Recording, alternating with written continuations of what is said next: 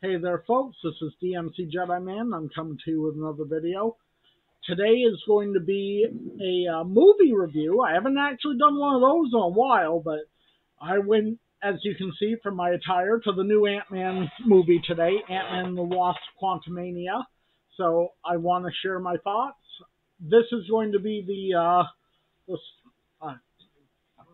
got some soda on me. I just realized I just did a taste test right before filming this. But anyway, this is going to be the spoiler-filled review. So this one's going to be a little longer, and it's going to spoil pretty much the entire movie. So if you haven't seen this movie yet and don't want to be spoiled, then don't watch this one until after you've seen the movie.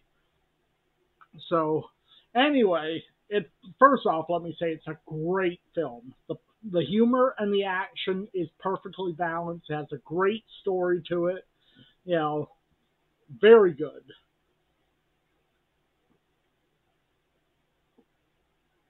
So it starts out with Scott. You know, he's on cloud nine. You know, everything's looking up for him. And while he's been busy doing things, uh, Cassie has built a quantum receiver, I think it was. Basically, it was going to allow them to explore the quantum realm without being there. It's like a two-way radio, and unfortunately, others are listening, and they reverse it, and everybody gets sucked into the quantum realm. And of course, Scott and Cassie get separated from Hank, Hope, and Hope's mom, uh, Janet. Yeah, sorry.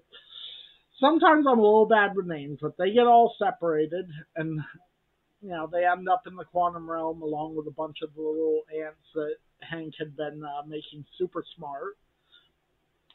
And Janet's not happy to be there. She's all freaked out because of some mysterious person that she's terrified of. Of course, we learn that that person is actually Kang, because in the time that Janet was stuck in the quantum realm, she actually met Kang and, saved his life and attempted to repair his ship, but when she finally finished fixing the battery and went to put it in, she kind of melded with his mind for a moment and realized what a horrible, evil scum he was. And like, no, no, no, that's not happening. So she, used her tech to enlarge the battery so it couldn't be used, thus trapping them there. And she got rescued and thought that'd be the end of it, but now they're back, of course. So Janet, Hope, and Hank end up going to meet up with an old associate of hers. I don't remember the name of the character, but he's played by Bill freaking Murray. So Bill's always a treat in almost any movie he's in. Meanwhile, Scott and Cassie get captured by, the resistance, as it were. And they're forced to drink the ooze, which allows them to understand everyone. There's this one person who's a telepath, and, there's so much great humor, like, thinking about the amount of holes a person has. And of course, the goop alien, I guess, is sad he doesn't have holes, but eventually later in the movie, someone shoots him and he has holes, and he's happy because he has holes. But anyway, though, so they drink this ooze, which is part of this alien's body, and then they can understand all the other aliens around there. And they find out this is the resistance trying to save anyone that's left and not, trying to stay away from Kang the Conqueror. But of course, Kang finds out, that they're there, and obviously he has his sights set on making it so he can get out of the quantum realm and go conquering. So he ends up capturing Cassie and Scott, and basically tells Scott if he doesn't help him, he's going to kill her. So Scott has to go retrieve the battery, which he has to shrink down and go inside it, and it has like a probability thing where it keeps splitting off these different versions of Scott, and one of them's the Baskin Robbins Scott, which is funny.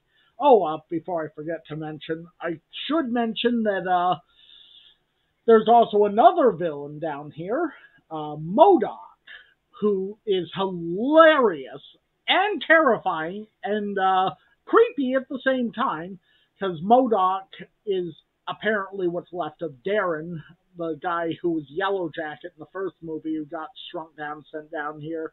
His whole face is like inside the suit, and he has these tiny little baby arms and baby legs. But anyway, though, he's in the movie, very unsettling looking, and he always has this, it's always this big reveal. Darren? How are you down here? Why do you look like that? What the fuck happened to you? Anyway, though, so he's down there and, sided with Kang.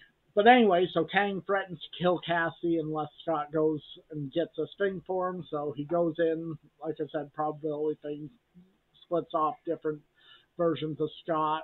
But eventually, Hope gets down there and they both are able to recover the thing. And they, restore it back to its normal size. Then Kang betrays them, obviously, ends up crashing the ship that Hank's on, and Hank is rescued by his aunts, who apparently, thanks to timey-wimey stuff, have lived for 10,000 years and now are super smart and advanced. And he rescues, Hope and Scott, and I should mention that Janet was captured by Kang, forced to witness him, going up there, but Scott, makes this big heroic charge in, grows giant, starts wrecking Kang's shit, wrecking his city, stomping his troops, smashing the turrets, and, Cassie breaks out of her cell and gets a call out telling people, hey, come fight this asshole with us. So she rallies the people to come and join them, and there's like explosions all over. I should mention the effects in this movie are gorgeous. I mean, the creatures, the alien environment, it's on par with the most recent Avatar in terms of how beautiful the film looks. So then Cassie reveals that she's able to grow giant. I also should mention she has her own Ant-Man suit. She's been tinkering with it. She's also ended up in jail a few times because I guess she's out doing stuff instead of, relaxing like Scott's doing, promoting his book and going to Baskin Robbins and getting free food from people who think he's Spider-Man. But anyway, so start wrecking Kang's shit. Kang, comes out to fight him, and is whooping everybody's ass. The Resistance shows up and help turn the tides. The little goopy alien gets holes in him, and that's awesome. And Kang sends MODOK after Cassie with orders to kill her, and they get into a fight, and Cassie whoops him and, tells him not to be a dick anymore, and he takes that to heart, and in the big final battle, with Kang, MODOK comes in and helps save the day, proving he's no longer a dick, he's an Avenger. So they beat the shit out of Kang. They able to open a portal to go home, but then Kang reveals he's not quite down yet, and everyone but Scott makes it through the portal before he starts attacking, and Scott's like, I don't need you to, or how the hell did this go? I don't need you not to win. We both just have to lose. Something like that. And, smashes the thing, which blocks the portal from working, and basically ends up killing him. Him and Hope end up killing that version of Kang. And we think they're stuck there, but they're able to open the portal and rescue him back. Which is awesome. And at the end, Scott's like, well, did I do the right thing? He did say there was worse things coming, but, he's like, maybe it won't happen. But obviously we know something's going to happen. And then there's two post-credit scenes. One has the Council of freaking Kangs. There's like 100 or more of them, and they're all insane, and it's wow, holy moly. My buddy Armin, actually, he's been waiting to see the Council of Kangs on screen forever. So I'm glad they did it justice. The second scene actually sets up Loki, season 2, because you got, Loki there, and you got Owen Wilson's character. I don't even remember what his character's called now. Of course, my mind's racing a mile a minute. But it's awesome. All the characters have their own little arcs. They're seen through beginning to end. The humor is great, but the serious, intense moments get to be serious and intense. The visuals are phenomenal. I highly suggest seeing this on the big screen, possibly in 3D. I didn't actually go to the 3D showing, so I don't know if it looks even more amazing in 3D, but with those trippy visuals, it might. It very well might be a movie worth seeing in 3D. But I give Ant-Man and the Wasp Quantumania easily an 8 out of 10. Very good film. Highly suggest that you go see it. And it's going to be big in setting up a lot of things. Like, it sets up, the next season of Loki. It's setting up Cad as or did I just call him Cad? Sets up Kang as the next big bad of the MCU. Don't sleep on this one, folks. It's incredible. Whew! And yes, I'm aware I probably missed a few things. My mind's still kind of like woof, woof. I'll probably think of other stuff later and be like, shit, I should have said that.